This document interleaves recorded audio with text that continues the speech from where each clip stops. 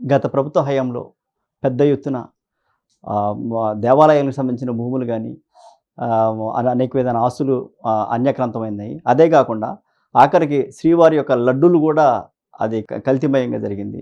అది ఆ శ్రీవారి యొక్క లడ్డూలో పరమ పవిత్రమైన ఆ లడ్డూలో జంతు సంబంధమైన కొవ్వు అటువంటిది చేర్చారని చెప్పేసి ఒక అభియోగం ఉంది. అభియోగం కాదు, అది కూడా వాస్తవం కూడా. ఎందుకంటే మన పక్కనుంటే ఆ రిపోర్ట్‌లు కూడా మనం చూసాము. దీనిపై శైవక్షేత్ర పీఠాధిపతులు శివస్వామి గారితో మాట్లాడుకునే ప్రయత్నం చేద్దాం. సార్ చెప్పండి సార్. ఇప్పుడు తిరుపతి లడ్డు అంటేనే చాలా పవిత్రమైంది. దాదాపు మా వెంకటేశ్వర స్వామి ఆయన స్వయంగా ఆయన అందించినట్టుగా ప్రతి ఒక్కళ్ళు భావిస్తారు. అటువంటి దాంట్లో ఇలా కల్తీ జరగటాన్ని మీరు ఎట్లా చూస్తారు సార్? ప్రపంచ ప్రఖ్యాత ఆధ్యాత్మిక కేంద్రం మన తిరుమల తిరుపతి దేవస్థానాలు. ప్రతిరోజు భారతదేశంలో అన్ని రాష్ట్రాల నుంచి ఇతర దేశాల నుంచి కూడా లక్షలాది మంది భక్తులు అక్కడ చేరుకుంటుంటారు. కాలానుగుణంగా ఒకసారి దర్శనానికి నోచుకోలేనప్పుడు స్వామివారి ప్రసాదం అన్నా తీసుకుని వెళ్దాము, దాన్ని స్వీకరిద్దాము, మన బంధుమిత్రులు పంచుకుందాము అని చెప్పి స్వామివారి అనుగ్రహాన్ని ఆ ప్రసాద రూపంలో తీసుకుని వారు స్వీకరించి తమ వ్యాపార సంస్థలంలో కానివ్వండి, తమ బంధుమిత్రులుగా అందిస్తూ ఉంటారు. ప్రసాదాన్ని మనం చూడంగానే ఏమంటే కలగద్దుకుని నోట్లో వేసుకుంటాం, ఎంతో ఆనంద అనుభూతిని పొందుతాం. స్వామి అనుగ్రహం నాకు లభించిందిగా ఈరోజు అని. అటువంటి ప్రసాదంలో మరి ఇటు చేప నూనె, పంది కొవ్వు, దున్నపోతు లాంటి కొవ్వు లాంటి పదార్థాలు కలిసినట్లుగా మొట్టమొదటిగా స్థానిక ఈవో గారు వ్యక్తం చేయటము, ఆ తర్వాత ఆంధ్రప్రదేశ్ ముఖ్యమంత్రి వర్యులు మాననీయ నారా చంద్రబాబు నాయుడు గారు నోటి నుంచి ఇది రావటము అభినందనీయము, ఆహ్వానిత పరిణామం. సాక్షాత్ ఆ తిరుమల వెంకన్న స్వామివారే వారి మనస్సులోకి జొరపడి ఇది బయటికి చెప్పిచ్చారా అని మేము భావించుకున్నాం. ఎందుచేతనంటే సహజంగా ఒక చిన్న ఇబ్బంది జరిగినప్పుడు అక్కడున్న వ్యవస్థ బలహీనపడుద్దామో దీన్ని కామ్గా పక్కన పెట్టేసి ఏ విధంగా దీన్ని మాఫ్ చేద్దాము అని చూసే ప్రభుత్వాన్ని వ్యక్తులను చూసాం. కానీ లేదు, గత ప్రభుత్వం చేసిన అరాచకాలు చాలా ఉన్నాయి. అది ఇసుక రూపంలో కానివ్వండి, మద్యం రూపంలో కానివ్వండి, ఆంధ్రప్రదేశ్లో కొండలు మాయం చేసే రూపంలో కానివ్వండి, కొండల మీద శిలువలు పెట్టిన రూపంలో కానివ్వండి, అనధికార వేలాది చర్చిలు నిర్మాణం చేసిన విషయంలో కానివ్వండి, సుమారుగా 400 పైచులుగా ఆలయాల విగ్రహాల మీద కానీ ఆలయాల మీద కానీ ధ్వంసం చేసినప్పుడు అడిగితే మతిస్థిమితం లేదు అని చెప్పిన విషయంలో కానీ ఎన్ని చూసాం. కానీ ఇలాగా ఇది రాజకీయ కోణంలో చూడదండి, మతపరమైన కుట్ర ఇది దాంట్లో దాగుందని. ఎందుకంటే ఇది స్వామివారి యొక్క ప్రసాదం యొక్క దాంట్లోని ఈ విధంగా చేస్తే భక్తుల మనోభావాలను దెబ్బతీసిన వాళ్ళం అవుతాము, హిందువుల మనోభావాలను దెబ్బతీసిన వాళ్ళం అవుతాము. తద్వారా దేవాలయ ప్రాశస్త్యం తగ్గించి ఎవరు రాకుండా చేద్దాము, అప్పుడు మతాలు మార్చుకోవడానికి కుదురుతుంది అని చెప్పేసి ఒక భయంకరమైన కుట్ర దాగున్నట్టుగా మేము భావిస్తున్నాం. ఎందుచేతనంటే కింద తిరుమలలో 50 సంవత్సరాల క్రితం ఇటువంటి చర్చిలు లేవండి, వందలాది చర్చలు వచ్చినాయి. అలా ఇలా ఇస్లామిక్ యూనివర్సిటీలు వచ్చినాయి. వీళ్ళందరి యొక్క కుట్ర ఏమిటి? తిరుమల తిరుపతి ప్రాశస్త్యాన్ని తగ్గించడం కోసము. అలాగే ఇతర మత ఉద్యోగస్తులు మన దాంట్లో ఎందుకుంటారండి? హిందువుల్లో ఎంతోమంది లేరా? చదువుకున్న వాళ్ళు కానీ ఉన్నతమైన స్థానంలో పనిచేసే వాళ్ళు ఎందుకు లేరండి? కానీ ఇది రెవెన్యూ డిపార్ట్మెంట్ నుంచి వచ్చిన వాళ్ళని ఈవోలుగాను అధికారులుగా నియమిస్తే అది వ్యాపార కేంద్రాలుగా మారతాయి. రాజకీయాల్లో పునరావాస కేంద్రాలుగా మన దేవాలయం మార్చినప్పుడు, సరైన వ్యక్తులు పరిపాలన విభాగంలో రానప్పుడు, ట్రస్ట్ బోర్డులో సరైన వ్యక్తులు లేనప్పుడు ఇటువంటి విపత్కర పరిస్థితులు, ఆందోళన కలిగించే పరిస్థితులు మనకు ఎదురవుతుంటాయి. కావున మన తిరుమల తిరుపతి దేవస్థానంలో రాజకీయ పునరావాస కేంద్రంగా మార్చకుండా ఆధ్యాత్మికపరంగా, ధార్మికపరంగా, ధర్మపరంగా ఎంతోమంది బంధుప్రీతి లేని మహానుభావులు చాలామంది ఉన్నారు. అటువంటి వాళ్ళని చైర్మన్లుగా, ట్రస్ట్ బోర్డు మెంబర్లుగా నియామకం చేయండి. ఎందుకంటే ట్రస్ట్ బోర్డులో ఎవరైతే నియామకం అవుతారో సబ్ కమిటీలకు వాళ్ళే చైర్మన్లుగా ఉంటారు. ఇప్పుడు కొనుగోలు చేసే దాంట్లో విషయంలో కూడా వాళ్ళే ఉన్నారు. అంతవరకు ఎందుకండి?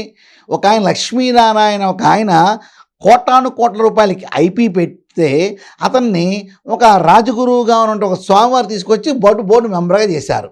అలాగే మన మీడియాలో వెనక నుండి నడుపుతున్న ఒక మహానుభావులు ఉన్నారు, వారు కూడా కమిటీ బోర్డు మెంబర్ అయ్యారు. దీని ఇంకో స్వామివారికి ప్రతిఫలం దీంట్లో ఉంది. ఇవన్నీ దేంటండి? స్వాములకి ఈ విషయాలతో సంబంధం ఏంటండి? స్వాములుగా ఉండాలి, ధర్మ పరిరక్షణ చేయాలి. ఇటువంటి విషయాలు వచ్చినప్పుడు సమాజాన్ని శ్రేయస్సు కోసం ధర్మ నిర్ణయాన్ని, సహకారాన్ని ఇచ్చి ఒక బలమైన వ్యవస్థనికి పునాది వేయటానికి వీళ్ళు శ్రీకారం చుట్టాలి. ఇటువంటి పైరువులు సాగించే వాళ్ళను, రకరకాల వ్యాపారాలు చేసే వాళ్ళను, వ్యభిచారాలు చేసేవాళ్ళు, భూ కబ్జాలు చేసేవాళ్ళు, లిక్కర్ మాఫియాలు చేసేవాళ్ళు, అవినీతి ఆరోపణలు ఉన్న వాళ్ళని తీసుకొచ్చి బోర్డు మెంబర్లు గాను, అధికారులు గాను అక్కడ నియామకం చేస్తే ఇటువంటి విపత్కర పరిస్థితులు వస్తాయి. కావున ఆంధ్రప్రదేశ్ ఎన్డీఏ కూటమి భాగస్వామ్యంతో నారా చంద్రబాబు నాయుడు గారు ముఖ్యమంత్రిగా ఉన్నారు కాబట్టి రేపేసే ట్రస్ట్ బోర్డులో అటువంటి అవినీతి రహిత ఉన్న వ్యక్తులు, ధార్మిక ధర్మ పరులు అనే ట్రస్ట్ బోర్డు మెంబర్లు కానీ చైర్మన్ కానీ ఉంచితే ఇటువంటి పరిస్థితులు పునరావృతం కాకుండా ఉంటాయి. అలాగే ఒక తిరుపతి దేవస్థానం కాదండి, కాణిపాకం కానివ్వండి, కాళహస్తి, శ్రీశైలము, కనకదుర్గమ్మ గుడి, పెనుగంచిప్రోలు, ద్వారకా తిరుమల, మనకి కనక మహాలక్ష్మి దేవస్థానము, అన్నవరము, సింహాచలము, సూర్యనారాయణ స్వామి దేవస్థానము, మన కోటప్పకొండ, ఇటు మంగళగిరి క్షేత్రము, అనేక క్షేత్రాల్లో పోర్టులు ఉన్నాయి. నిత్యం ప్రసాదాలు తయారవుతున్నాయి. అక్కడ కూడా స్థానిక ఈవోలు ప్రసాదం యొక్క టెండర్లో ఒకసారి చూడండి, వస్తువుల యొక్క పరీక్షణ చేయండి, భక్తులకి మనోభావాలు బలపడేట్టుగా అమృతమైన ప్రసాదాన్ని అందించే విధానంలో మనం ముందుకు సాగవలసిన అవసరం ఉంది. ఎలాగైతే మనం తిరుపతిని ప్రక్షాళన చేసి ఒక సరైన మార్గంలో పెడదాం అనుకున్నామో, మన దేవ ఆదాయ ధర్మ ఆదాయ, దేవాదాయ ధర్మాదాయ, దేవుడి దగ్గర ఆదాయ కేంద్రాలుగా కాకుండా సేవా కేంద్రాలుగా మారిన పరిస్థితుల్లో మన దేవస్థానాలు ఉండాలంటే ఎండోమెంట్ ప్రక్షాళన జరగాలి. దేవాదాయ ధర్మాదాయ శాఖలో కింద నుంచి పై స్థాయికు అవినీతి త్రిమింగళాలతో పేరుకుపోయింది. ఒక పేజీ తీస్తుంటే, ఒక పేరా చదువుతుంటే ఇటువంటి దుర్మార్గుల ఇవాళ ఈ స్థాయిలో ఉన్నారా అనేసి ఒక భయానక వాతావరణం కలుగుతుంది. లక్షల ఎకరాల భూముల్లో 1,00,000 ఎకరాల భూమి మాయమైపోయింది. అలాగే అనేక పైరవీలు ఉన్నవి లేనిట్టుగా సృష్టించడము, లేని ఉన్నట్టుగా సృష్టించడము. అలాగే ఒక గొప్ప విచిత్రమైన విషయం, స్వామివారి ఒక కొండనే మాయం చేశారండి. స్వామివారి యొక్క ఒక కొండనే తాకట్టు పెట్టేశారంట. తొందరలో ఇటువంటి విషయాలతో మేము బయటకు వద్దాం అనుకుంటున్నాము. ఖచ్చితంగా అవినీతి పరుల గుండెలు నిద్రపోతాము. ఇటువంటి వాళ్ళు ఏ స్థాయిలో ఉన్నా, ఏ కులం అనే తోకలు తగిలించుకున్నా తస్మాత్ జాగ్రత్త. మేము వదలవండి, పిండుతాం, కక్కిస్తాం.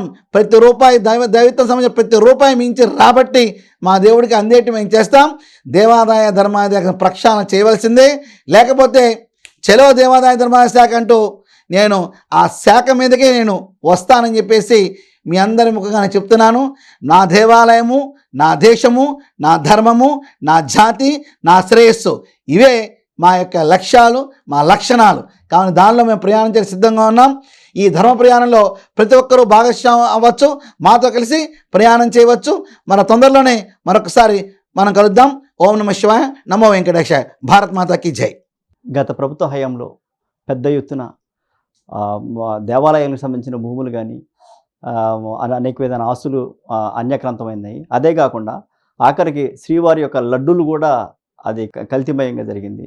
అది ఆ శ్రీవారి యొక్క లడ్డూలో పరమ పవిత్రమైన ఆ లడ్డూలు జంతు సంబంధమైన కొవ్వు అటువంటిది చేర్చారని చెప్పేసి ఒక అభియోగం ఉంది. ఆ అభియోగం అది కూడా వాస్తవం కూడా. ఎందుకంటే మన పక్కమంటే ఆ రిపోర్ట్లు కూడా మనం చూసాము.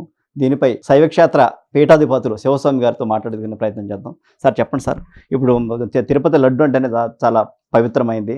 దాదాపు మా వెంకటేశ్వర స్వామి ఆయన స్వయంగా ఆయన అందించినట్టుగా ప్రతి ఒక్కరు భావిస్తారు. అటువంటి దాంట్లో కల్తీ జరగటాన్ని మీరు ఎట్లా చూస్తారు సార్? ప్రపంచ ప్రఖ్యాత ఆధ్యాత్మిక కేంద్రం మన తిరుపతి దేవస్థానాలు ప్రతిరోజు భారతదేశంలో అన్ని రాష్ట్రాల నుంచి, ఇతర దేశాల నుంచి కూడా లక్షలాది మంది భక్తులు అక్కడ చేరుకుంటూ ఉంటారు.